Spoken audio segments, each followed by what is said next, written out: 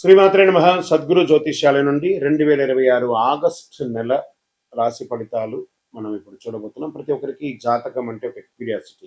ఈ నెల నాకు ఎలా ఉంటుంది, ఆరోగ్యం బాగుంటుందా, ఉద్యోగం బాగుంటుందా, వ్యాపారం బాగుంటుందా, నాకు వివాహం అవుతుందా, ఉద్యోగం ఉంటుందా, ఉన్న ఉద్యోగం పోతుందా, లేదా విదేశాలకు వెళ్తానా, ఇన్ని సమస్యలతో ఉంటారు. ప్రతి ఒక్కరు గుర్తుపెట్టుకొని మేము చెప్పే ఈ జాతకం గోచార గ్రహస్థితులు దృష్టిలో పెట్టుకొని యూనివర్సల్ గా చెప్పడం జరుగుతుంది. అది మీ వ్యక్తిగత జాతకానికి ఒక 30% మాత్రమే వర్తిస్తుంది. మీ యొక్క వ్యక్తిగత జాతకం తెలుసుకోవడానికి మీ పరిసర ప్రాంతాల్లో ఉన్నటువంటి గురువుని సంప్రదించి తెలుసుకోండి. లేదా మా ద్వారా జాతకం తెలుసుకోవాలి అని అనుకుంటున్నారా? కనబడుతున్నటువంటి డిస్ప్లేలో కనబడుతున్నటువంటి ఈ యొక్క నంబర్కి మీ పేరు, date of birth, time of birth, place of birth WhatsApp చేయండి. మా అడ్మిన్స్ మీకు రిప్లై ఇస్తారు. మళ్ళీ చెప్తున్నాను, జ్యోతిష్యం జాతకం అనేది పడుతున్న వర్షానికి ఒక గొడుగు మాత్రమే, కానీ జ్యోతిష్యం జీవితం కాదు. మీరు మిమ్మల్ని నమ్మండి, మీ ఇష్టదేవాన్ని నమ్మండి, కులదేవాన్ని నమ్మనండి.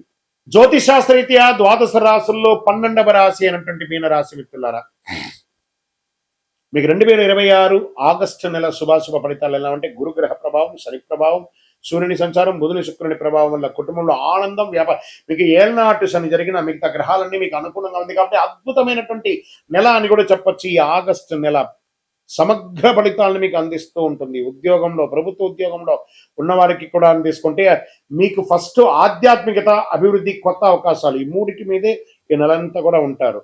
కొత్త బాధ్యతలు వస్తాయి. ఉద్యోగంలో ఉన్నతాధికారుల నుంచి ప్రశంసలు, పదోన్నతి, జీతం పెంపు, ప్రభుత్వ ఉద్యోగాల కోసం సిద్ధమవుతున్న వారికి పోటీ పరీక్షల అనుకూలత, IT, health care, Vidya, pharma, banking, consultancy, hospitality, ప్రభుత్వ సేవల్లో ఉన్న వారికి, విదేశీయ పనుల్లో పనిచేసే వారికి కొత్త ప్రాజెక్టులు వచ్చే అవకాశాలు ఉన్నాయి. వ్యాపారం, పెట్టుబడులు, కొత్త కస్టమర్లు, కొత్త ఒప్పందాలు లభిస్తాయి. ఫార్మా, విద్య, ఆధ్యాత్మిక సేవల్లో, హోటల్స్, ఫుడ్ బిజినెస్, చేపల పెంపకం, ఎగుమతి, దిగుమతి రంగాల వారికి అవకాశాలు బాగున్నాయి.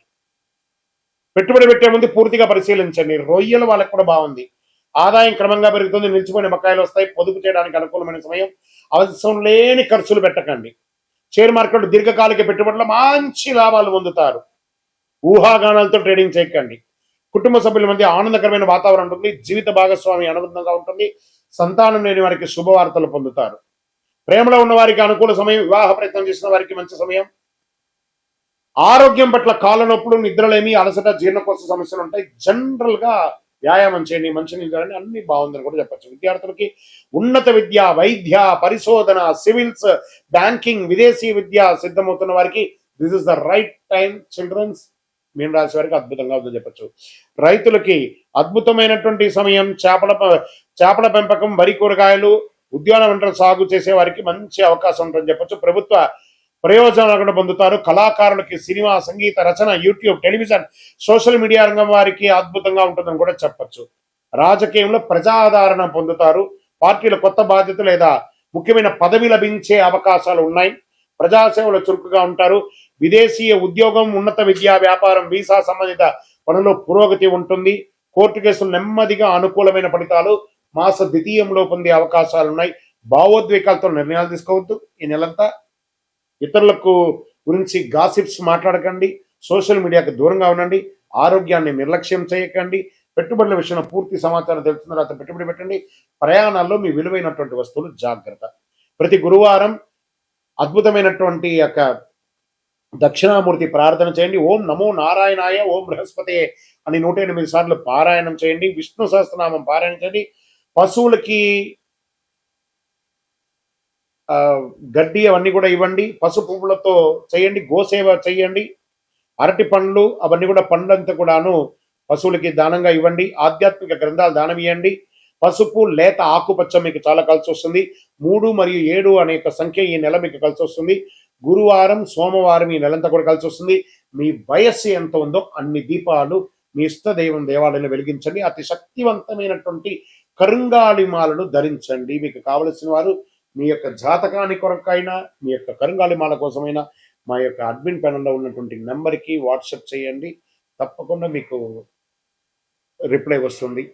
ఇంకను ద్వాదశ రాశుల్లో ఉన్నటువంటి ద్వాదశ రాశి మిత్రులారా, మీరందరూ కూడా ఆయురారోగ్య, ఐశ్వర్య, భోగభాగ్యాలు ఉండాలని అఖిలాండ కోటి బ్రహ్మాండ నాయకుడు అయ్యప్ప స్వామి వారి 18 అవతారముల దేవాలయం జీవకోన తిరుపతిలో మీకోసం లోకక్షేమం కోసం ప్రార్థన పూజలు చేస్తాం. మీరందరూ కూడా క్షేమంగా ఉండాలి. తిరుపతికి వచ్చినప్పుడు మన దేవాలయాన్ని దర్శనం చేసుకోండి. తప్పకుండా అందరూ ఆయురారోగ్యంగా ఉండాలని ప్రార్థన చేస్తాను. వందే మాతరం, వందే మాతరం, వందే మాతరం. చంద్రమౌళి వెంకటేశ్వరమ్మ. శ్రీమాత్రే నమః. సద్గురు జ్యోతిష్యాలయం నుండి ఈ సంవత్సరం శని వక్రగతి పొందే ఒక ఫలితాన్ని మనం ఇవ్వబోతున్నాం.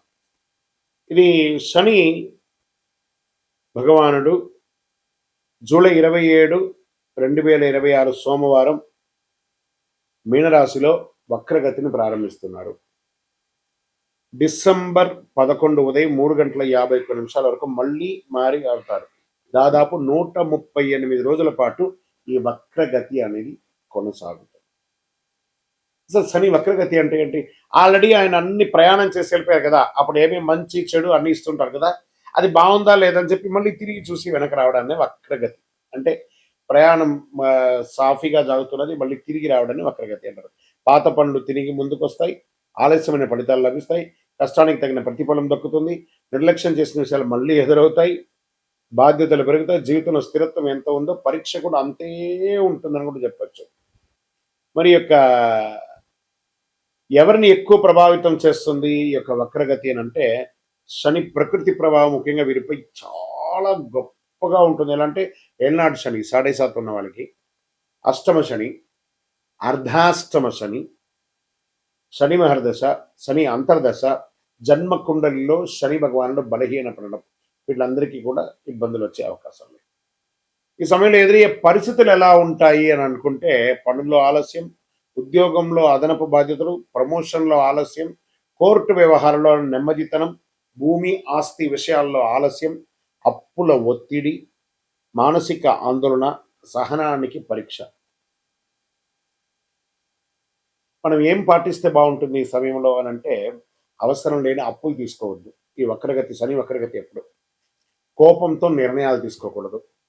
ఉద్యోగ మార్పుల్లో తొందరపడద్దు. తొందరపడి పై అధికారులు ఏమైనా చెప్తే రిజైన్ చేసేయడం లాంటివి చేయకూడదు. వాహనం నడిపేటప్పుడు ఫోన్ మాట్లాడడం లేదా అతి స్పీడ్ వెళ్ళడం చేయకూడదు. పెద్దలను గౌరవించాలి. ప్రారంభించే పనిని పూర్తి చేయాలి. ఆరోగ్యాన్ని నిర్లక్ష్యం చేయకూడదు. ఖర్చులను నియంత్రించాలి.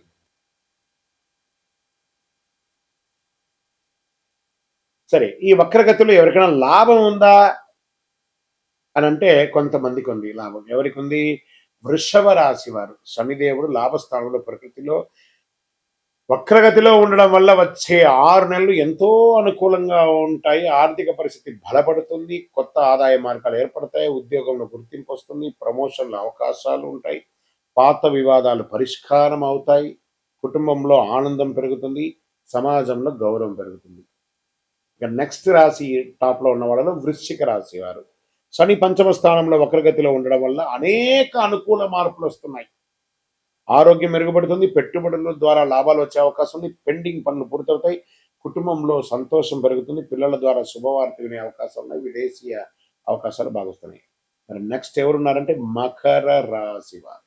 శని 3వ స్థానంలో వక్రగతిలో సంచరించడం వల్ల ధైర్యం, ఆత్మవిశ్వాసం పెరుగుతుంది, ఫలితాల కష్టానికి తగిన గుర్తింపు, వ్యాపారాభివృద్ధి, ప్రయాణాల ద్వారా లాభం, ఆర్థిక పరిస్థితి మెరుగుదల, కొత్త అవకాశాలు వస్తాయి, శుభవార్తలు ఉండే అవకాశాలు ఉన్నాయి.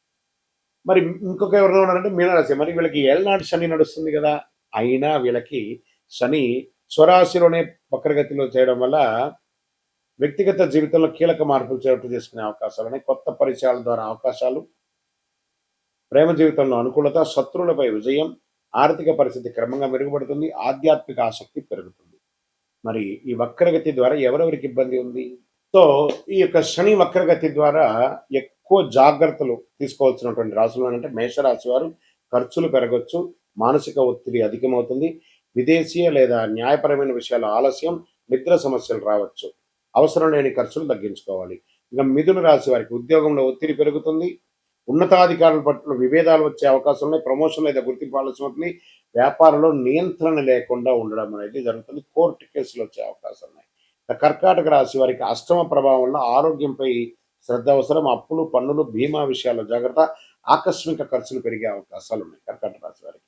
ఆరోగ్య పరీక్ష కూడా ఉంటుంది. ఇంకా సింహరాశి వారికి వారికి అర్ధాష్టమ శని ఉంది కాబట్టి ఆరోగ్య అష్టమ శని కట్ కట్. సింహరాశి వారికి యాడ్ ఈ కొంచెం రిపీట్ తేడా వచ్చింది చూడండి. ఇక్కడ సింహరాశి అనే దాన్ని మళ్ళీ ఫ్రెష్గా సింహరాశి వారికి అష్టమ శని వస్తుంది కాబట్టి అష్టమ శనిలో ఉన్నారు కాబట్టి ఆరోగ్యపరమైనటువంటి ఇబ్బందులు బాగా వస్తాయి. దంపతుల మధ్య వాగ్వివాదాలు పెరుగుతాయి. పెట్టుబడులకు దూరంగా ఉండడానికి ప్రయత్నం చేయండి, కాస్త జాగ్రత్త. ఇంకా అప్పులు పన్నులు విమర్శలు చాలా ఉంటుంది.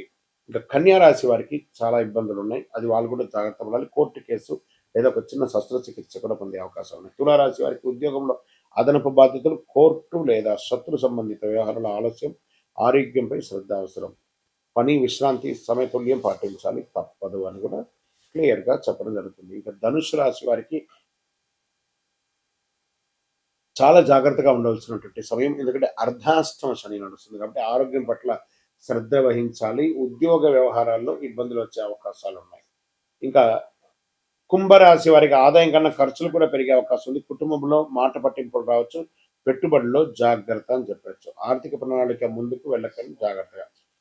తక్కువ ఇబ్బందులతో అనుకూల ఫలితాలు కూడా పొందే వాళ్ళల్లో ప్రధానమైనటువంటి వారిలో వృషభ, వృశ్చిక, మకర, మీన రాశి వారు ఉన్నా కూడా శని వక్రగతి సమయంలో పాటించవలసినటువంటి కొన్ని పరిహారాలు ఉన్నాయి. ప్రతి ఒక్కరు 12 ద్వాదశ రాశుల వాళ్ళు పాటించాలి. ఓం శనైశ్వరాయ నమః మంత్రాన్ని 108 సార్లు పారాయణం చేయాలి. వారి దగ్గర కూడా ఎలా అడగాలి? దేహి మే బుద్ధి వైశిష్ట్యం, దేహి మే నిత్య యవ్వనం, దేహి మే పరమానందం, దేవదేవ జగత్పతే శనైశ్వర అని ప్రార్థన చేయాలి. నల్ల నువ్వుల నూనెతో దీపం వెలిగించాలి. పేదలకు వృద్ధులకు సేవ చేయాలి. ఇక్కడ బాగా గుర్తుపెట్టుకోవాలి, హనుమాన్ చాలీసా పారాయణం చేయండి. ఈ నవగ్రహాల దగ్గర శని భగవానుడు 19 సంవత్సరాలు 19 అని లెక్క ఉంది కాబట్టి ఈయనకి 19 ప్రదక్షిణాలు చేయాలి. శని భగవానుడికి ప్రతి ఒక్కరు కూడాను చెయ్యండి. తర్వాత ఆ నవగ్రహాల దగ్గరికి వెళ్ళి నవగ్రహాలకు ప్రదక్షిణ చేసిన తర్వాత మేము కాలు కడుక్కుంటాము అని చెప్పి తప్పు పని చేయకండి. ఏమో అయిపోతుంది కాలు కడుక్కోపోతా అంటే ఆ దుష్టగ్రహం కాదు శని భగవానుడు. ఆ శని భగవాను యొక్క పూజ చేసి కాలు కడుక్కొని ఇబ్బంది పెడితే ఆయన అనుకుంటాడు మేము పనికిరాని వాళ్ళు కదా, మీకు నేను ఏ రకంగా ఇబ్బంది పెట్టాలని అనుకుంటాడు. కాబట్టి గుర్తుపెట్టుకోండి, ఆ దేవుడు పనికిరాడంటే దేవాలయంలోనే ఆ విగ్రహాన్ని ప్రతిష్ఠించరు కదా. మరి గురుగారు అందరూ కాలు కడుక్కోవాలంటారు కదా అంటే ఇది వచ్చి ఒక అపోహ మాత్రమే, చరిత్ర ఎవిడెన్స్ లేదండి. ఆ శని భగవాన్ దగ్గర దీపం వెలిగిస్తారు, నూనె పోస్తారు చూసారా, అవన్నీ కూడా కారి కింద పడుతుంది కదా, దాన్ని తొక్కి ప్రదక్షిణాలు చేస్తే వృద్ధులు కానీ పిల్లలు కానీ మహిళలు కానీ ఎవరైనా జారి కింద పడతారని నవగ్రహం తిరిగిన తర్వాత కాలు కడుక్కోండి, ఆ నూనె కాలు కంటకూడదు అని చెప్పారు. కానీ నవగ్రహాలు తిరగడం వల్ల కాలు కడుక్కోవడం అనేది అపోహ, అది ఒకటి చెయ్యకండి. 19 ప్రదక్షిణాలు చేయండి. నువ్వులతో దీపం వెలిగించండి, నువ్వుల నూనెతో దీపం వెలిగించండి. బెల్లం కాకి పెట్టండి. కాకధ్వజాయ విద్మహే ఖడ్గహస్తాయ ధీమహి తన్నః మంద ప్రచోదయాత్ అని చెప్పి ప్రార్థన చేయండి. పేదవాళ్ళకి చెప్పులు దానం ఇవ్వండి, ఒక బెడ్షీట్ దానం ఇవ్వండి, ఒక గొడుగు దానం ఇవ్వండి. అన్ని రకాలుగా బాగుంటారు. ఇంకనూ గురుగారు మా యొక్క వ్యక్తిగత జాతకంలో ఈ యొక్క శని వక్రగతి యొక్క దాన్ని మేము నిర్మూలించుకోవాలి, దానికి పరిహారం పొందాలి అని అంటే దానికి ఏ రకంగా చేయాలంటే మీ పరిసర ప్రాంతాల్లో ఉన్నటువంటి గురువులని, జ్యోతిషాస్త్ర నిపుణులని సంప్రదించండి. లేదా మా దగ్గరే తెలుసుకోవాలనుకుంటున్నారా, మా డిస్ప్లేలో కనబడుతున్నటువంటి నంబర్కి మీ పేరు, date of birth, time of birth, place of birth text చేసి మీ యొక్క అపాయింట్మెంట్ ఫిక్స్ చేసుకోండి. విజయవస్తు.